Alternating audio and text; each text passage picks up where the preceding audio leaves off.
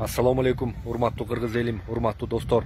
Бүгүнкү кайрылуум бүгүнкү көрүп аткандай акыбалы өтө кыйын болуп атат. Илдет күндөн күнгө күчөп атат. Андан сырткары да бийликтин алсыздыгын көрүп атабыз. Буга чейин жакшы чараларды көрүшпөйт. Андан азыр бүгүнкү күндө элдердин баарын сын пикир айтып элдерге доомат тартып атышат.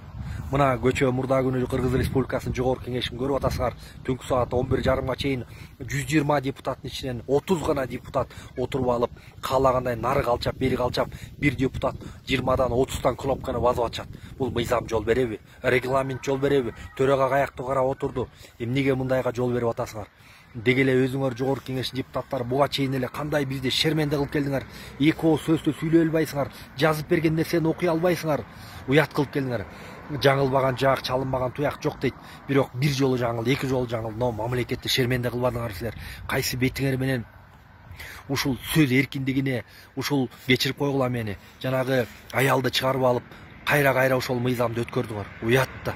Канча деген 60тан ашык мыйзамды өткөрдүңөр. Уят да. Эмне үчүн силер түнкү саат 11:30 чейин башка маселелерди көтөрбөйсүңөр? Буга чейин мына коронавирус деген илдет күндөн күнгө күчөп атат. Эмне үчүн ошону чогулуп алып талкуулабайсыңар? Эмне үчүн ошого даярдыктарды буга чейин көргөн жоксуңар? Эмне үчүн бүгүнкү күнгө чейин чек ара маселесин карабайсыңар? Бүгүнкү күндө чек арада жашаган биздин бир туугандарыбыз жандардын ооздоруна тиштеп жашап атышат. Эмне үчүн жайыттарды чыргылып атасыңар? Эмне үчүн маселелерди чечпей атасыңар? Тоолуу региондордо электр энергия тармагында кандай чоң проблемалар бар? Кандай авариялык состоянияда мектептер бар контейнерде окуган?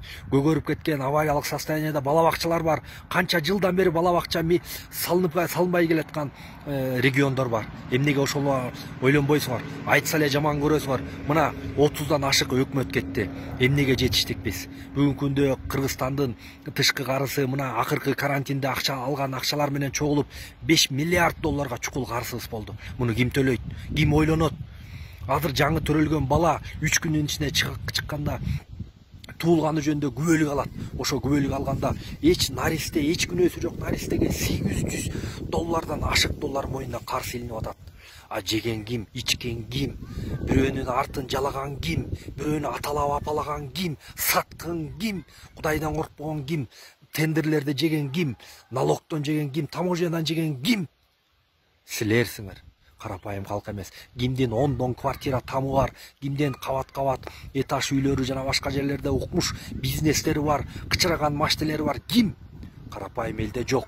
Карапайым эл бүгүнкү күндө жандардын ооздоруна жандарын байлап коюшуп, кредит деген балага кабылып, азыр мына кредиттерин төлөй албай, соодалары болбой өтө кыйналып атат. Аны ким айтат? Эмне үчүн түнкү саат 11:30 чейин элдин кредити жөнүндө сүйлөбөйсүңөр? Кредитин кантылып кутулуп беребиз деп. Эмнеге сүйлөбөйсүңөр?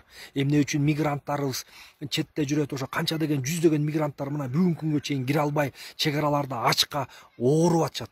Аларды эмнеге ойлоп койбойсуңар? Башка мамлекеттер бир жаран үчүн эмне деген чараларды көрүп, эмне деген иштерди кылып атат.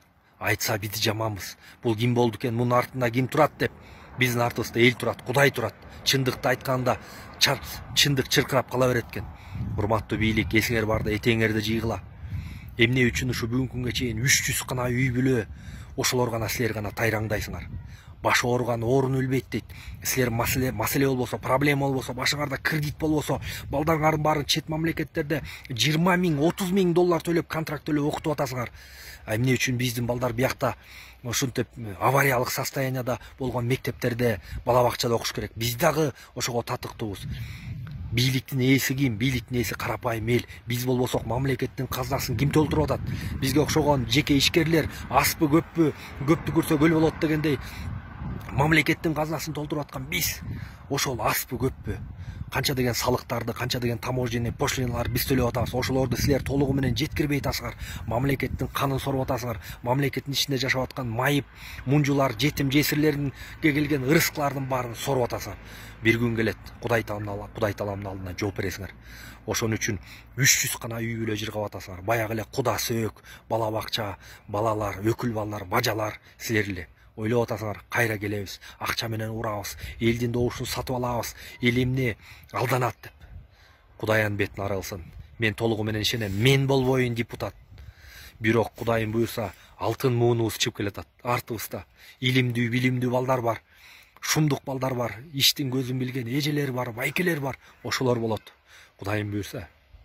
Үнүбүздү, добушубузду сатпайлы. Урматтуу туугандар. Буйрса баары жакшы болот.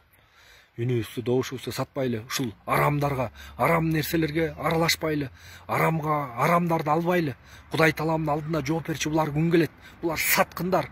Бүгүн көрдүңөрбү, бийликке ким келсе, ошолордун болгон жерин жалап атышат. Бийликтен ал кетсе аны жемелеп атышат. Кудай жеткирсин. Урматтуу достор.